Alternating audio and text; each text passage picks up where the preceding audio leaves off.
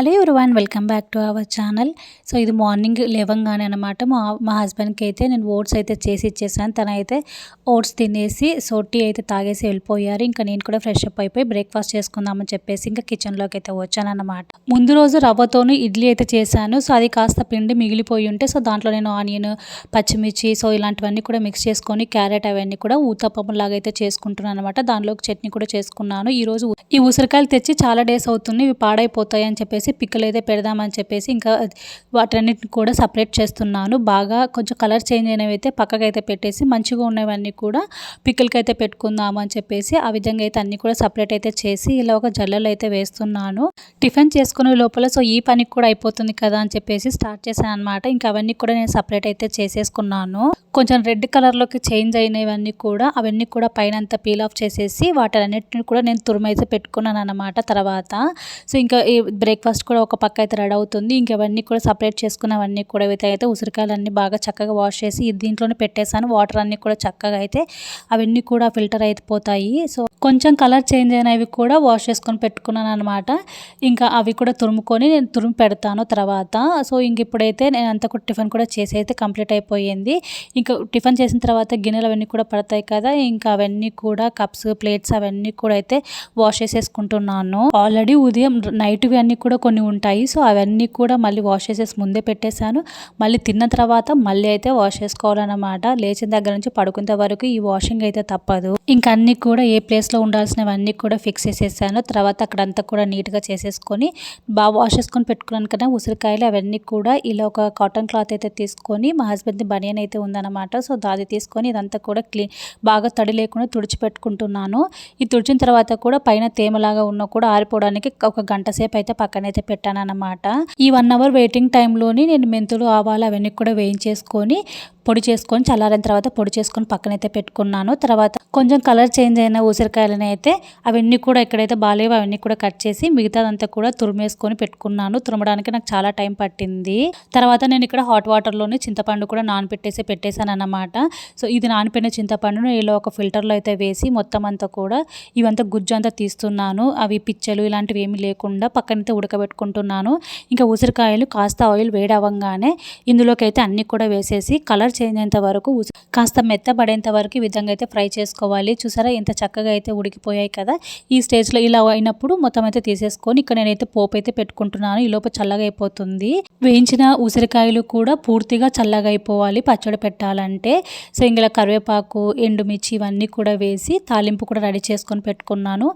పూర్తిగా చల్లగా అయిన తర్వాతనే ఒక బౌల్లోకి అయితే వేసుకొని ప్రిపేర్ చేసుకున్న చింతపండు గుజ్జు కూడా వేసుకున్నాను. సరిపడా కారం అయితే వేసుకున్నాను. ఉప్పు కూడా వేసుకొని ప్రిపేర్ చేసుకొని పెట్టుకున్న మెంతి పిండి, అలాగే ఇక్కడ నేను వెల్లుల్లి కూడా కాస్త పేస్ట్ అయితే చేశాను. ఇవన్నీ కూడా వేసి చక్కగా అయితే కలుపుకొని పెట్టుకుంటున్నాను. పచ్చడి చేసేటప్పుడు ఎక్కడ కూడా కొంచెం కూడా తడి లేకుండా చూసుకోవాలి. చేతితో మిక్స్ చేస్తున్నాను కాబట్టి చెయ్యి కూడా తడి లేకుండా చూసుకున్నాను.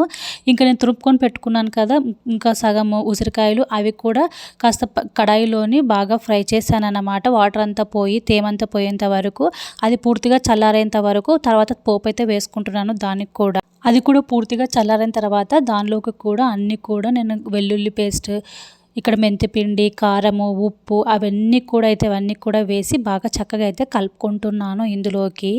ఇందులో యాడ్ చేయాల్సిన ఆయిల్ కూడా బాగా వేడి చేసిన తర్వాత అది పూర్తిగా చల్లారిన తర్వాతనే పచ్చళ్ళలోకి అయితే ఇవన్నీ కూడా యాడ్ చేసుకోవాలి. అప్పుడే పచ్చడి కూడా ఎక్కువ రోజులైతే నిల్వ ఉంటాయి. పూర్తిగా చల్లారిన తర్వాత ఇక్కడ నేను ఇంకా పోపు అయితే మొత్తం 2 పిక్కుల్లోకి అయితే వేసేస్తున్నాను.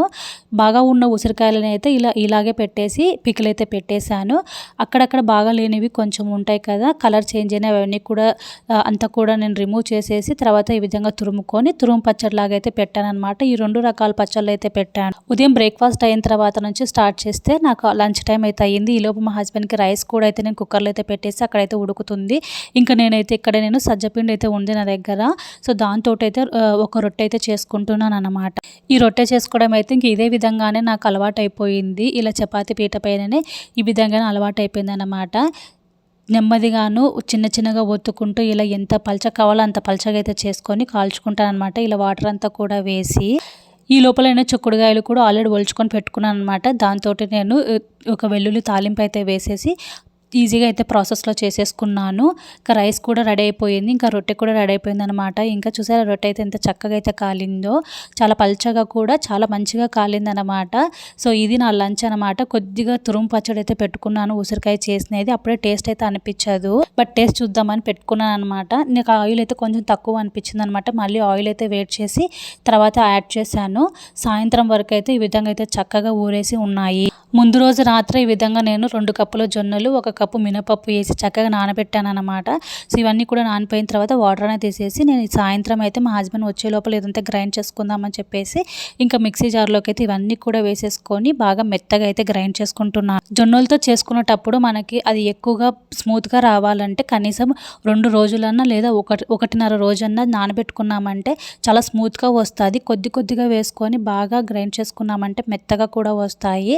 ఇంకా నెక్స్ట్ డే దోశల కోసం అయితే బ్యాటర్ కూడా రెడీ చేసి పెట్టుకున్నాను. ఇంకా తర్వాత మళ్ళీ పన్నవన్నీ కూడా క్లీన్ చేసుకొని మా హస్బెండ్ వచ్చి కొంచెం ఈవినింగ్ స్నాక్స్ అని తిన్న తర్వాత మేమైతే షాప్కి అయితే వెళ్ళాం. వెజిటేబుల్స్ లేవని చెప్పేసి ఇక్కడ స్ట్రాబెర్రీస్ తక్కువగా ఉంటే తీసుకున్నాం అనమాట. ఒక ప్యాకెట్ కావాల్సిన వెజిటేబుల్స్ అయితే తీసుకొని ఇంటికి వచ్చిన తర్వాత ఇంకా మళ్ళీ డ్రెస్ చేంజ్ చేసేసుకొని ఇంకా వెజిటేబుల్స్ తెచ్చుకున్నాం కదా. సో మా హస్బెండ్ అయితే గ్రిల్ వెజిటేబుల్స్ అయితే తింటూ ఉంటారు నైట్ టైము. సో డిన్నర్ చేయకుండా డిన్నర్కి ఇదైతే చేస్తారనమాట.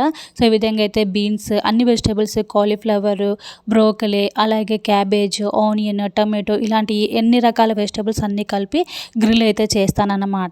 స్టీమ్ చేసిన దానికంటే ఇలా గ్రిల్ చేసే వెజిటేబుల్స్లో కూడా చాలా టేస్టీగా అయితే ఉంటుంది. పైగా దీన్ని బటర్ అయితే వేసి గ్రిల్ చేస్తాను కొద్దిగా. దీనికైతే సపరేట్ ప్యాన్ అయితే కొన్నామన్నమాట. సో ఈ గ్రిల్కి ప్రాసెస్కి చాలా రకాలైతే ఐటమ్స్ అయితే కొన్నాను. అది మళ్ళీ నెక్స్ట్ వీడియోలో ఎప్పుడైనా చూపిస్తాను. మన ఇష్టము, దీంట్లో మనకి ఏ వెజిటేబుల్ కావాలన్నా కూడా చేసుకోవచ్చు. సో ఇలాంటిది ఒక గ్రిల్ ప్యాన్ అయితే ఉందన్నమాట. చాలా థిక్గా ఉంటుంది. ఇది ఐరన్ కడాయి అని చెప్పొచ్చు. సో కాస్త బటర్ అయితే వేసి బాగా వేడైన తర్వాత వెజిటేబుల్స్ వేసి బాగా ఇలా ఒత్తుకుంటూ అయితే చేసుకోవాలన్నమాట. నేను అన్నీ కూడా ఒక ప్లేస్లో అయితే అరేంజ్ చేసుకుంటున్నాను. ఈ విధంగా అయితే అన్నీ పెట్టుకొని మొత్తం అన్ని వైపులా కూడా చక్కగా గ్రిల్ అయ్యే విధంగా బాగా కలర్ చేంజ్ అయ్యేంత వరకు చేసుకోవాలి. ఇంకా మా హస్బెండ్కి డిన్నర్ కూడా రెడీ చేసేంత వరకు నాకు టైం అయితే 9:30 అయింది. మార్నింగ్ స్టార్ట్ చేస్తే నైట్ వరకు అయితే వర్క్ కంటిన్యూస్గా అయితే ఉందన్నమాట. ఈ మధ్యలో కూడా నేను బట్టలు కూడా వాష్ చేసేసాను. ఇంకా అవి కూడా అయితే నేను ఇలా స్టాండ్ పైన అయితే వేసేసాను. ఇది ఒక బిజీ బ్లాగ్ అనమాట. సో మార్నింగ్ నుంచి నైట్ వరకు ఏమేమి వర్క్స్ అయితే ఉంటాయి అవన్నీ కూడా ఈ వీడియోలో అయితే షేర్ చేశాను. సో ఈ వీడియో మీకు ఎలా అనిపించిందో కమెంట్లో తప్పకుండా అయితే షేర్ చేయండి. వీడియోగా నచ్చినట్లయితే లైక్ చేసి షేర్ చేసి ఛానల్ని సబ్స్క్రైబ్ చేసి సపోర్ట్ చేయండి. మళ్ళీ నెక్స్ట్ వీడియోలో కలుద్దాం. అంతవరకు బాయ్ బాయ్.